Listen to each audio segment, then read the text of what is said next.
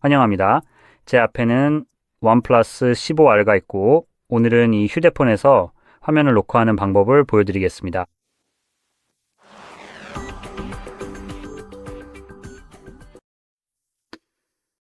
먼저 시작하려면 화면 오른쪽 상단에서 아래로 스와이프 하세요.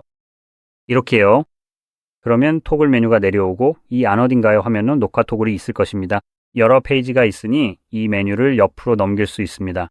저 같은 경우에는 이렇게 보입니다. 이 토글은 두 번째 페이지에 있지만 만약 어떤 페이지에서도 보이지 않는다면 여기 연필 아이콘을 눌러서 토글을 추가할 수 있습니다. 여기에서 플러스 버튼을 선택할 거예요. 그리고 이 아래 어두운 영역에 있는 모든 항목들은 추가할 수 있는 토글입니다. 여기에는 두 가지 옵션이 조금 있습니다. 보시면 이쪽은 약간 더 회색이고 저쪽은 더 어둡게 보입니다. 더 어두운 색의 항목들은 추가할 수 있는 토글입니다. 회색으로 보이는 항목들은 이미 추가된 토글입니다. 보시다시피 눈 보호는 이미 여기에 추가되어 있습니다. 어쨌든 여기에서 원하는 토글을 탭하면 자동으로 여기에 추가되고 완료를 누르면 그대로 유지됩니다. 이제 화면 녹화 토글이 보이니까 처음에는 길게 눌러서 더 많은 설정을 선택하는 것을 추천합니다. 이렇게 하면 빠르게 설정 화면으로 이동해서 몇 가지 옵션을 직접 설정할 수 있습니다. 예를 들어 해상도 같은 경우 정말 어이없게도 720p로 설정되어 있는데 마치 2010년인 것처럼요. 당연히 이제 그걸 높음으로 바꿔줄 겁니다. 커스텀 옵션도 있지만 커스텀도 결국 높음에서 제공하는 것까지만 설정할 수 있어서 이보다 더 높은 건 없습니다. 그런 것 같네요. 1080p 16메가비트가 2026년에 이 기기가 제공할 수 있는 최대치인데 정말 한심하죠. 하지만 이게 여기서 우리가 얻을 수 있는 최선입니다. 그래서 우리는 당연히 이걸로 갈 거고 중간이나 그 이하 옵션은 절대 선택하지 않을 겁니다. 그래도 높음을 선택하면 고해상도와 더 선명한 이미지를 얻을 수 있습니다. 비트레이트가 더 높으면 기기의 화면이 좀 더 선명해진다는 뜻입니다. 자, 이제 프레임 레이트에 따라 16이 여기서는 충분하지 않을 수도 있으니 이 점을 염두에 두세요. 아래로 스크롤하면 프레임 레이트 옵션도 있습니다. 우리는 프레임 레이트를 다이내믹으로 설정해뒀는데 이건 프레임이 최대 165프레임까지 올라갈 수 있다는 뜻입니다. 세상에 왜 지금이야? 이 프레임 레이트로 녹화되는 것은 콘텐츠가 이 프레임 레이트로 캡처될 수 있을 때나 실제로 이 속도로 실행되는 콘텐츠가 있을 때만 해당됩니다. 예를 들어 게임이 최대 165프레임으로 실행된다면 그 프레임으로 녹화가 됩니다. 하지만 예를 들어 영화를 보거나 아니면 지금 화면에서 재생 중인 어떤 영상을 녹화하려고 한다면요. 그럴 경우에는 대부분의 영화나 쇼가 24프레임이기 때문에 아마 24프레임 정도로 녹화될 겁니다. 그래서 그 프레임에 맞춰 제한된다고 볼 수 있죠. 사실 저는 다이내믹 설정을 사용하는 걸 별로 추천하지 않아요. 왜냐하면 실질적으로 얻는 게 별로 없기 때문이죠. 그리고 여기서 프레임 레이트가 높아질수록 비트레이트가 더 힘들어집니다. 그래서 이 두 가지는 사실 잘 어울리지 않기 때문에 여기서는 60을 선택할 거예요. 이건 일종의 보편적인 프레임 레이트로 강제 제한되는 셈이죠. 보편적인 프레임 레이트라고 할 수 있습니다. 그리고 이 프레임 레이트는 어디서든 사용할 수 있습니다. 모든 기기가 이걸 지원하죠. 유튜브도 이걸 지원합니다. 이보다 더 높은 프레임 레이트는 조금 애매해집니다. 하지만 완전히 솔직하게 말하자면 만약 165프레임으로 녹화해서 유튜브에 업로드해도 괜찮습니다. 다만 그중 약 105프레임 정도가 상당 부분이 그냥 사라지거나 존재하지 않게 되는데 왜냐하면 유튜브는 최대 60프레임까지만 지원하거든요. 그래서 그 이상은 그냥 손실되고 제거됩니다. 그래서 제가 60프레임을 추천하는 이유가 바로 이겁니다. 60프레임은 꽤 부드러운 움직임을 보여줍니다. 비트레이트도 이 정도면 충분히 잘 따라가고 사실상 이게 기본 옵션이라고 생각합니다. 반면에 30프레임도 선택할 수는 있습니다. 콘솔 제조사들이 여러분에게 믿게 하거나 몇 년 전에는 그렇게 믿게 하고 싶어 했던 것과는 달리 30프레임은 시네마틱한 경험이 아닙니다. 그래서 그들은 이런 생각에서 벗어나 이제는 120프레임을 지원하게 된 겁니다. 그리고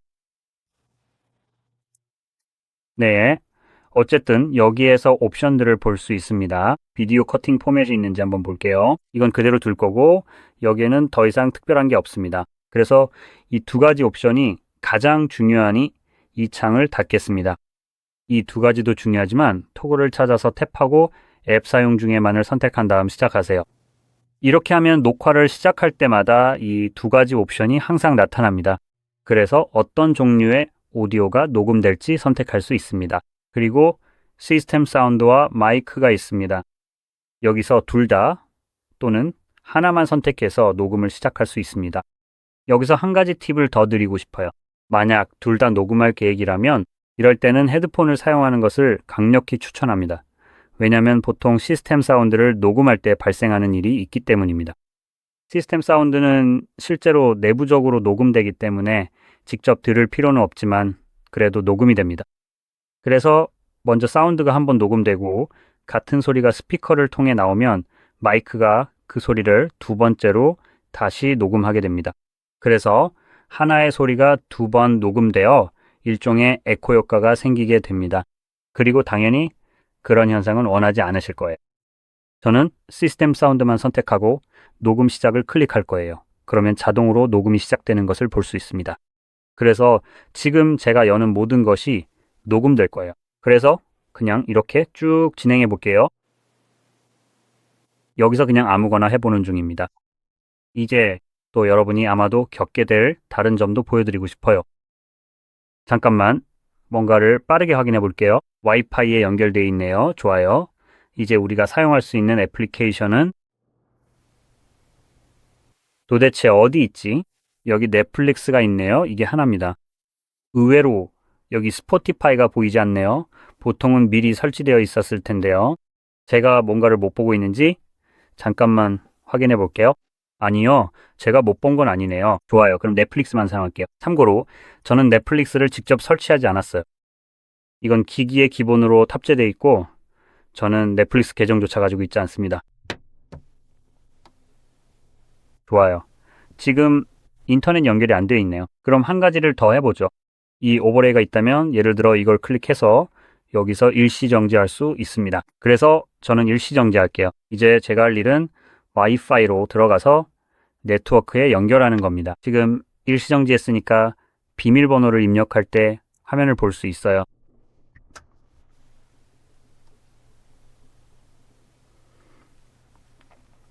좋아요. 이제 네트워크에 연결됐으니 여기를 클릭해서 다시 재생할 수 있습니다. 그리고 넷플릭스로 다시 돌아가 볼게요. 다시 새로 고침해 봅시다. 네, 됐네요. 여기서 원플러스에게 칭찬을 좀 해야겠네요. 이런 팝업을 띄워주거든요. 앱을 열 때마다 보호된 콘텐츠는 녹화할 수 없습니다 라는 메시지가 나옵니다. 감사합니다. 꽤 괜찮네요. 적어도 지금 화면 녹화기가 아무것도 못 보고 있다는 걸 알 수 있으니까요. 하지만 이 부분을 짚고 넘어가고 싶은데 보시다시피 저는 넷플릭스에 로그인되어 있지 않습니다. 저는 이 앱을 다운로드하지도 않았어요. 이딴 거에 동의한 적도 없고 이용 약관에도 동의한 적이 없어요. 왜냐하면 계정조차 없으니까요. 진짜 한 번도 없었습니다. 이 부분이 우리가 녹화 영상을 볼 때 중요해질 거예요. 그러니까 이제 녹화를 멈추고 여기 사진 앱으로 이동해서 녹화 파일을 찾아봅시다. 아니요, 로그인할 생각 없습니다. 꺼져요. 진짜 그냥 꺼지라고요. 됐네요. 그리고 사진 탭에서 화면 녹화 영상을 볼 수 있지만 더 좋은 방법은 앨범으로 들어가는 거예요. 앨범에 들어가면 한두 개의 앨범이 있을 텐데 거기서 화면 녹화, 동영상, 그리고 스크린샷을 찾을 수 있습니다. 둘 다 거기에 저장되어 있을 거예요. 저는 개인적으로 스크린샷 앨범을 선호합니다. 이렇게 하면 스크린샷과 화면 녹화만 있어서 좀 더 찾기 쉬워지거든요. 그리고 화면 녹화에는 옆에 타이머가 표시되어 있어서 찾기가 좀 더 쉬워집니다. 또한 동영상이나 사진만 볼 수 있도록 분류해서 볼 수도 있는데 이렇게 하면 화면에 있는 것만 표시됩니다. 여기서 녹화 영상이나 스크린샷만 볼 수 있게 선택할 수 있습니다. 이제 클릭하면 바로 재생이 시작돼서 여기서 제가 했던 모든 것을 볼 수 있습니다. 그리고 추가로 여기저기 빠르게 지나가긴 하지만 이런 점이 보일 거예요. 그 점은 제 손가락이 화면을 누르고 있었던 위치입니다. 이제 곧 보게 될 내용은 1분도 안 돼서 보게 될 안드로이드의 보호 기능입니다. 이 보호 기능은 사용자의 프라이버시와 보안을 지키기 위해 설계되었으며 대부분의 경우 안드로이드의 유용한 보안 기능 중 하나입니다. 예를 들어 여러분의 기기에 바이러스가 있다고 상상해 보세요. 그 바이러스가 뭔가를 하고 있다고 가정해 봅시다. 예를 들어 화면 녹화를 하고 있다면, 즉 여러분의 화면을 녹화하고 있다면 말이죠. 그리고 그 녹화본을 갤러리에 저장하는 대신 절대 보내면 안 되는 누군가에게 전송하고 있다고 생각해 보세요. 그리고 그 녹화가 여러분이 은행 앱을 열고 비밀번호를 입력할 때 사용되고 있다면요. 이제 이런 상황이 여러분의 은행 보안에 얼마나 위협이 되는지 상상할 수 있을 겁니다. 그래서 은행 앱들은 이런 기능을 차단합니다. 이는 여러분의 개인정보와 보안, 그리고 여러분의 돈을 지키기 위해서입니다.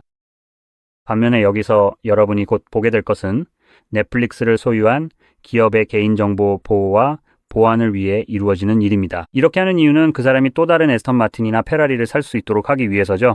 그 사람이 뭘 타고 다니든 간에 말이죠. 그리고 이 모든 것은 여러분의 허락이나 통제 없이 여러분이 서비스 약관에 동의하지도 않았고 그들이 허락을 요청하지도 않은 상태에서 이루어집니다.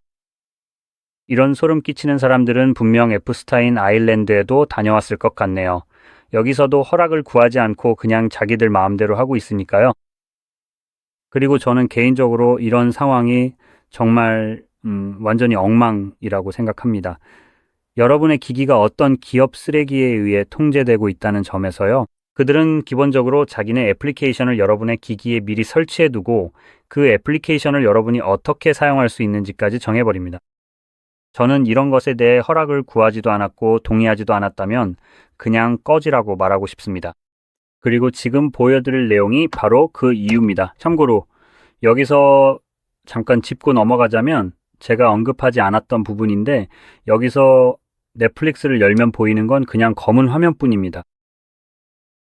왜냐하면 이건 저에게 한 번도 허락을 구하지 않았기 때문이죠.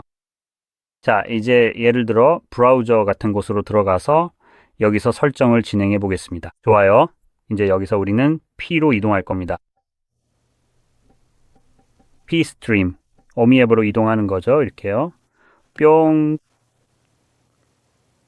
이건 기본적으로 넷플릭스나 다른 모든 스트리밍 플랫폼의 복사본이라고 볼 수 있습니다.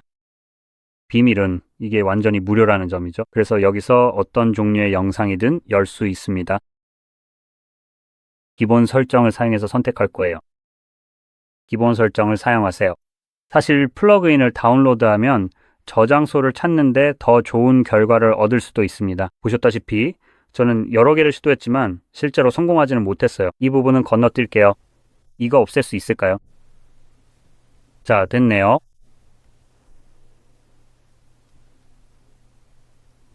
이게 재생되는지 볼게요. 될 거예요. 됐네요. 보시다시피 재생되고 있습니다. 여기서 버퍼링이 좀 있네요. 최상은 아니에요. 제 경험상이 플러그인을 추가하면 이런 영상들을 불러오고 버퍼링하는 게 훨씬 좋아지기 때문에 추가하는 걸 추천드립니다. 네, 이게 한 가지 방법이에요. 그리고 이게 유일한 방법은 아니에요. 예를 들어 P스트림도 있고 A도 있어요. 뭐였죠?